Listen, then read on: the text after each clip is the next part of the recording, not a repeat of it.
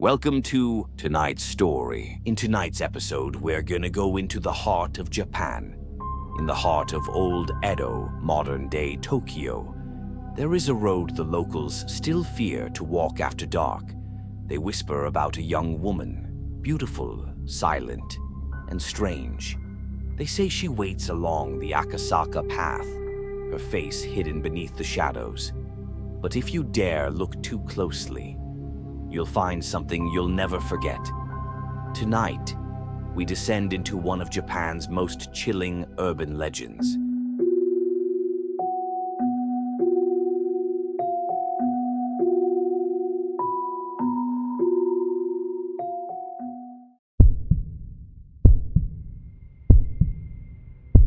The first thing Miyu noticed about the building was the way the hallway swallowed sound.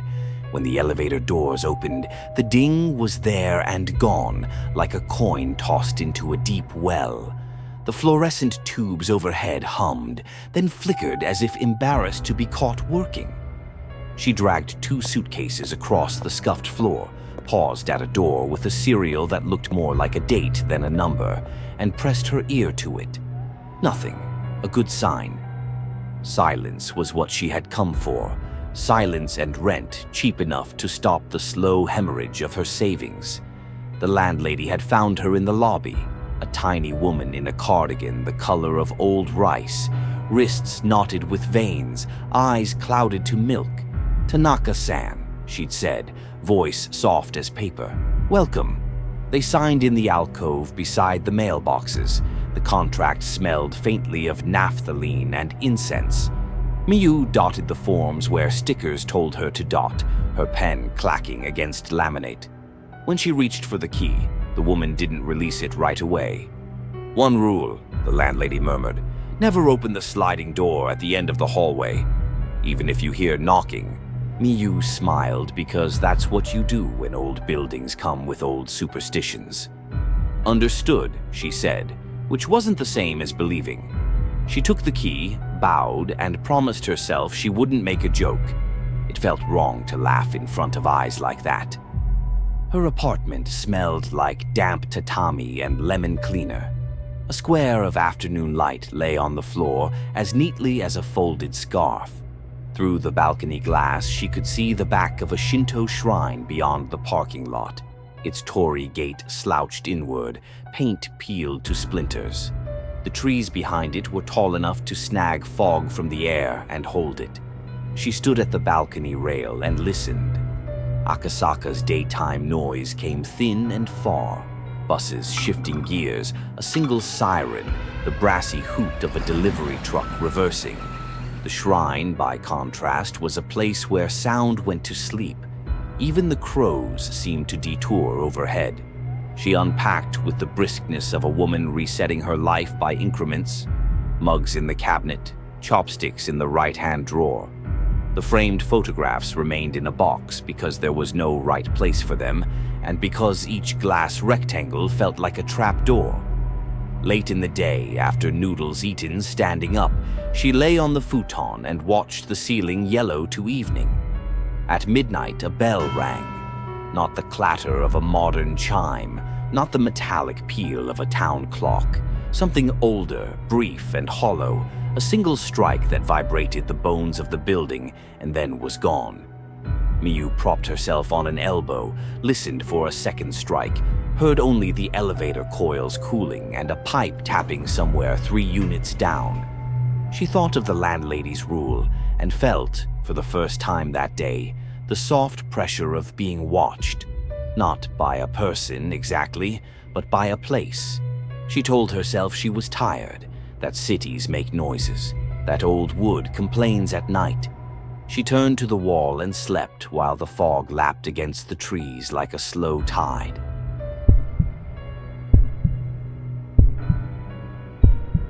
Three nights later, she woke at 3:07 a.m., not to the bell, but to a sound as old as doors.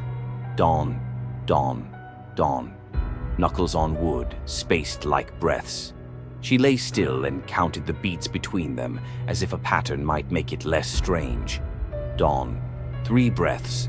Dawn, 3 breaths. Dawn. The rhythm didn't stop when she sat up.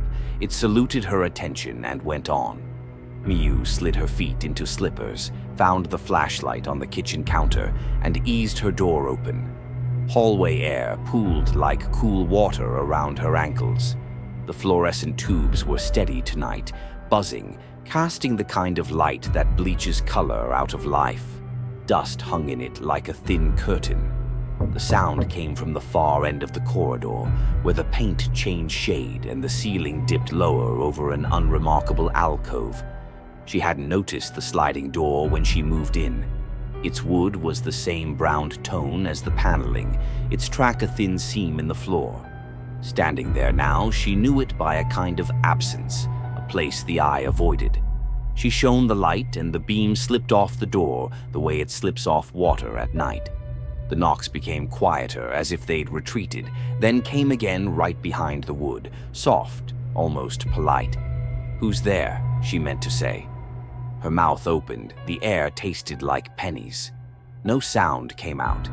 Then a voice, a child's voice, papery and small, as if it had been folded inside the door for a long time and had learned to speak with creases still in it. "Oka-san, please, let me out." The words struck her harder than the knocking. Oka-san, mother. It was intimate and wrong in equal measure. Every hair along her arms lifted, the hallway tilted, not physically, but in the way a room feels when a stranger uses your name uninvited. Miyu raised the flashlight again, as if light could answer a child. "There's no one here," she whispered, and fled her own voice.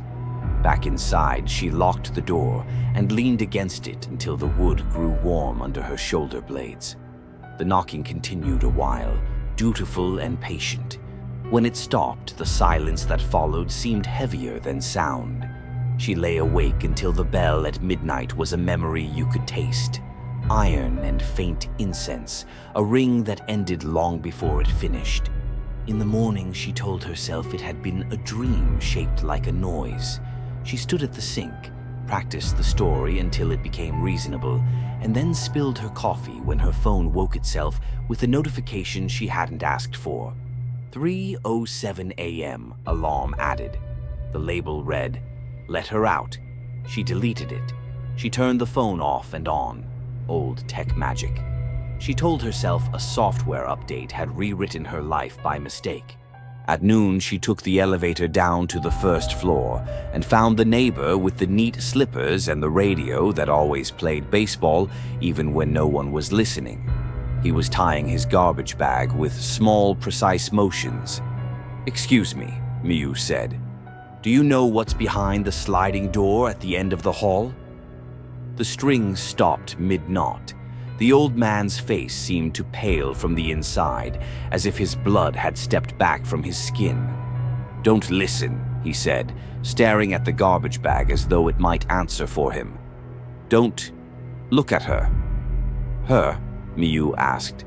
"There's a child?" He lifted the bag, nodded once at the air, and retreated, shutting his door before the question could finish being a question. She stood there a moment in the leftover smell of citrus cleanser and old radio dust, and then took herself outside, past the bicycle rack and vending machines to the fence that separated the parking lot from the shrine.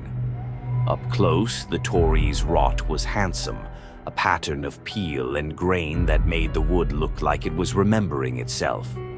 The rope under the lintel hung in a lazy smile, tassels gray with years. There was no sign explaining the shrine's name, no priests, no donation box, only a stone fox with an ear broken off, eyes filmed to a glaze. Beyond the gate, the shadows turned quickly to density. "Abandoned," she said aloud, as if naming a thing could make it ordinary. That night she went to bed with the light on. At midnight, the bell rang once. The lamp flickered but held. At 3:07 a.m., the knocking returned with the small certainty of a heartbeat. The following night was worse because she was awake for it. Fear, she discovered, has a smell, cold metal and old sweat under laundry soap. She lay on her side and watched the clock edges glow. When the minute flipped to 3:07, the knocking began, right on cue. Dawn, dawn, dawn. She told herself not to get up. She told herself not to listen, which is exactly the same as listening. Something new joined the knocking, a faint drag along the tatami, slow and moist, like a towel pulled across a floor after a spill. Miyu stared at the strip of hallway light under her door and saw nothing move. The drag came again, closer, accompanied by a small sound like someone's breath trying not to be heard. "Stop," she croaked, and even she didn't know whether she meant the noise or herself. The drag ceased. A bead of water rolled out from the seam beneath the door and slicked into a dark comma on the tatami. Another followed, then another, an ellipsis of dampness. The hallway light dimmed and brightened as if the building were taking shallow breaths. "Okay," Miyu heard herself say, and swung her legs onto the floor. Her toes found the wet and flinched. She opened the door because not opening it seemed, in that instant, like a different kind of surrender, and because she could not bear not to know. The hallway was empty. The fluorescent tubes hummed, resentful of their assignment. But the carpet beyond her threshold was wet in the shape of small feet, the prints too close together, the angles wrong. They led into her apartment with the thoughtless authority of someone who lives there. She followed the wet polka dots to the bedroom. The drips beaded on the wood and then vanished as if the floor were drinking them. When she stepped into the room, a draft lifted the curtain and the building's sigh lay down on her skin. The girl stood beside the futon, as if she had always been allowed to be there. Her sailor uniform sagged with water. The ribbon at her throat clung like a tongue. Her hair hung in ropes, black as ink, adhering in rat tails to the hollow of her neck. Her shoes made no sound because water seldom does. Where the face should have been, there was only a sheet of skin, pale and smooth as porcelain sanded down. No socket, no slit, no seam. Yet when the girl tilted her head, Miyu felt the particular attention of a stare, as if 2 points in the blankness knew exactly where to find her. Miyu's hands lifted without her bidding, palms open the way you show a dog you're not a threat. She wanted to say, "Are you lost?" The stupid adult thing. The thing people ask a problem so they can finish feeling responsible. Her mouth dried at the roots. The syllables went nowhere. The voice came not from the girl's smooth oval, but from a place just behind Miyu's ears, like someone whispering between hair and skin. It did not so much speak as press words into her thoughts. "Why did you leave me in the shrine?" Not angry, bewildered, plaintive, the way a child turns on a parent in a crowd and is surprised to find a stranger. The room tilted again. This time it was Miyu's name that shifted, a label that no longer fit and so pinched. "I didn't," she whispered, and only as the denial emerged did she realize how precisely it had been shaped to fit the accusation, how ready her mind had been to accept the premise that she had been responsible for someone. "I didn't leave you." Water dripped from the girl's sleeve cuff in perfect fat drops. They hit the tatami without making a sound. When the girl raised her hand, the ribbon at her throat loosened of its own accord and slid down like a snake. Beneath the collar there was no clavicle, no notch, only the same seamless skin. "Return it," the voice hummed. "Return my face. Your—" Miyu swallowed. The word had too much shape. "Face." The girl took a step closer and the lights along the balcony hiccuped. Miyu could smell the water now, river water, not city. Cold, leaf-stained, with the iron scent of Temple Bell metal steeped in it. The girl raised both hands and patted at the blank oval like someone searching pockets that ought to be there. "Return it," the voice insisted, a little firmer, rehearsing politeness into command. "Okasen." The last word made Miyu step back without deciding to. Her heel caught the edge of the futon. She sat hard, breath punched out. The girl did not flinch. She tilted the blankness closer, so near that Miyu could see the tiny color differences in skin where eyes might once have left a memory. Two bruised ovals, the shade of old sack rings on a table. "Who are you?" Miyu whispered, because questions are what you put between yourself and a story that wants to swallow you whole. The answer came as an image, not a word. A red rope beneath a torii, tassels dark with rain, a ring of children's shoes pointed toward a wooden floor, a priest's mouth moving without sound, a bell that rang only once and kept ringing in the bones of the world, and a mirror, its surface not quite a surface, with nothing in it where a face should be. The girl's head cocked. "It was supposed to be here," the voice murmured, not pleading now, simply describing the way a lost thing belongs in a box you can't find. "You took it. Return it." Something scratched then, faint and regular, from the far end of the hallway. Sure, the tip of a nail working at soft wood. The sound steadied into a rhythm that matched the memory of knocking. Miyu's skin tightened along her arms the way damp paper tightens on a drum. She stood. The girl did not move aside exactly. She wasn't the kind of thing you could pass. But the room seemed to slide around her so Miyu could fit past without grazing her. The hallway had changed in a way you can only see out of the corner of your eye, longer by 2 door frames, the ceiling lower by the thickness of a thumb. At the end, the sliding door waited in a patch of light. The fixture above it wasn't quite making. Something had been carved into the wood since she'd last stood here. 4 characters sunk into the grain with slow insistence. Black where damp had found them. K-shite.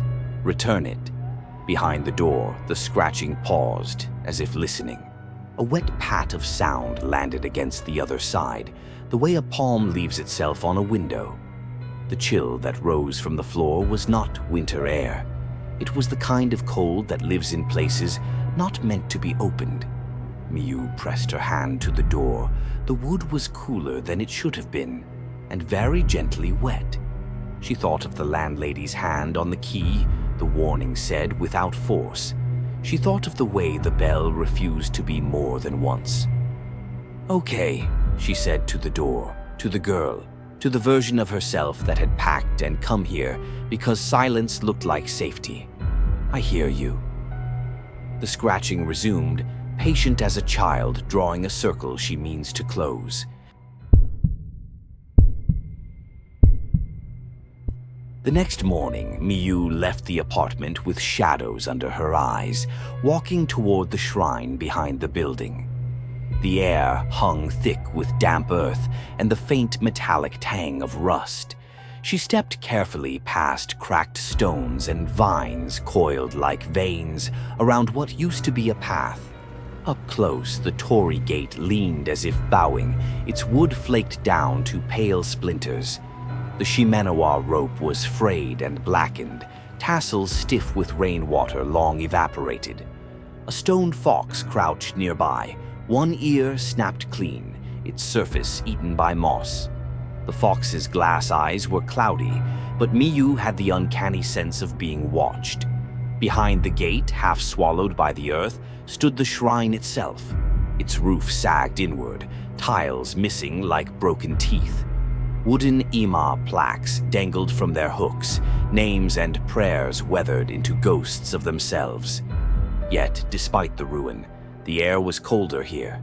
Not the honest chill of autumn, but the damp quiet of somewhere underground. She knelt near the offertory box, its lid nailed shut with thick iron pins, and brushed aside a few rotten leaves. Underneath, faint characters had been carved into the stone foundation. Seal. Her phone buzzed suddenly, making her jump. The screen lit up with an unfamiliar number. 3:07 a.m. alarm cancelled. Except, she hadn't touched her alarms since deleting the first one. Heart racing, she backed away and hurried down the hill, careful not to look back at the torii gate. That night, she went to the library, desperate to find something, anything about the shrine. She sat with her laptop, searching. but every query returned nothing. Not a single photo, map, or listing referenced its existence. Finally, an older librarian approached, eyeing the images on Miyu's screen. "You shouldn't search for that shrine," she whispered, glancing over her shoulder. "It was supposed to be forgotten." "Why?" Miyu asked, lowering her voice. The woman hesitated, then brought her to a dusty archive room in the back. From a locked cabinet, she removed a single yellowed newspaper clipping. June 17th, 1966, 8 school children found dead inside Akasaka's Nakazawa Shrine. Each victim was discovered seated in a circle before a shattered mirror, their faces removed. Investigators concluded ritual involvement, shrine permanently sealed by priests, family records destroyed, names erased. Miyu's throat tightened as she scanned the faded headline again and again. Faces removed, names erased, sealed permanently. And yet, the shrine still stood behind her apartment. That night, Miyu placed a heavy chair against her door before lying on her futon. But sleep didn't come. She counted the minutes, waiting for 3:07 a.m., like waiting for the end of a bad movie. When it came, the knocking was louder. Dawn, dawn, dawn. She covered her ears, but the sound crawled through her bones. Then, muffled, came the child's voice again. "Give it back. Give me back. My face." Something scraped the wood, long, deliberate lines as though carving. She forced herself to look. From beneath her door, a trickle of dark water seeped inside, carrying with it fragments of wet paper Emma plaques. The apartment smelled of river mud and old incense.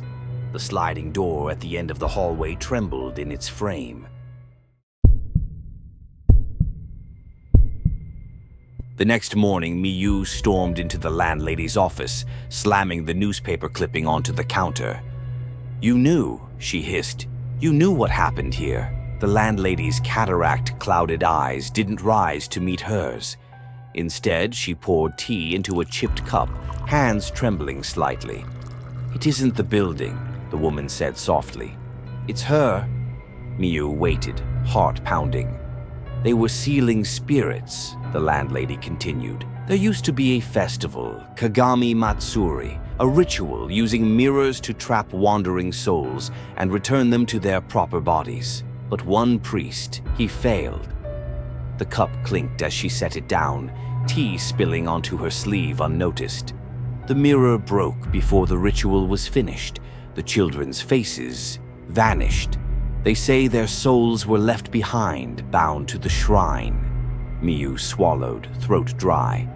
"And the girl?" The landlady hesitated, then whispered, "She was supposed to be sealed behind that sliding door. A priest built it into the building decades ago when they converted this land. The door isn't a door, it's a boundary, a seal. Then why put people here?" The landlady's face twisted with shame. "She won't stay quiet unless someone's close enough to hear her." That night, Miyu sat cross-legged on her futon, a single incense stick burning in a dish beside her. The scent was meant to ward off restless spirits, but the smoke curled and dissolved before reaching the ceiling, like something unseen kept inhaling it. At 3:07 a.m., her phone buzzed violently, even though she'd turned it off hours earlier. The screen lit itself and displayed one message: "It's your turn." Then the temple bell rang. The knocking began softly, almost timid, then louder, then violent. "Dawn! Dawn! Dawn!" The sliding door rattled like something on the other side was striking it with both fists. Miyu crawled to the corner of the room, clutching her knees, whispering, "Go away, go away, go away," like prayer beads strung together. Then, silence. She dared to breathe until she heard it. Wet footsteps on her tatami. When she raised her head, the girl stood inches from her face, dripping river water onto Miyu's hands. The blank oval of skin tilted slightly, as if curious. In her small hands, she held something wrapped in crimson thread, a shattered shard of a mirror. "Look," the voice whispered inside Miyu's skull. Before Miyu could move, the girl pressed the shard against her forehead. Instantly, Miyu saw it, fragments flashing like broken film reels. 8 children kneeling in a circle, chanting in low monotones. A mirror taller than any person, its surface rippling like water. A priest screaming words she couldn't hear, his mouth moving too fast. The mirror shattering inward, swallowing their reflections whole. When Miyu gasped awake, the shard was gone. The girl was gone. But across her bedroom mirror, something had been written in long, dripping strokes. "Wanshite, return it." On the 4th night, Miyu decided to leave. She stuffed clothes into bags, ignored the toothbrush still damp on the sink, grabbed her keys, and fled toward the elevator. But when the doors slid open, water poured out, spilling across the lobby floor. Inside the elevator, muddy footprints led up the walls and onto the ceiling, defying gravity.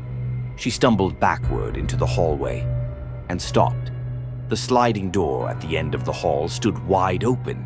Beyond it wasn't the storage room she had imagined, but the shrine grounds glowing faintly under a fog-drenched moon. The children were there. 8 of them, small, soaked, silent. Each one sat cross-legged on the dirt, surrounding the shattered mirror she had seen in the vision. Their faces were missing, smooth, pale blanks, but somehow they stared at her. And in the center, the girl in the soaked sailor uniform turned slowly, holding something in her tiny hands. Miyu's face. Her own eyes stared back at her, stitched crudely with black thread, lips slack and pale. The girl pressed it against her head and whispered softly, "Now, you're me." Miyu reached up instinctively and felt only smooth, cold skin where her features should have been. Her breath failed, her vision blurred. The world tilted, then collapsed into silence. A week later, a moving truck pulled up outside the apartment complex. A young couple stood by the lobby, smiling as the landlady handed them their keys. "Welcome," she said sweetly. "Just one rule. Never open the sliding door at the end of the hallway." That night, the new tenants unpacked their things, laughing at old superstitions. At midnight, the temple bell rang once. At 3:07 a.m., the knocking began again. And somewhere inside the shrine grounds, the girl knelt quietly, running her small fingers along her new face. Subscribe if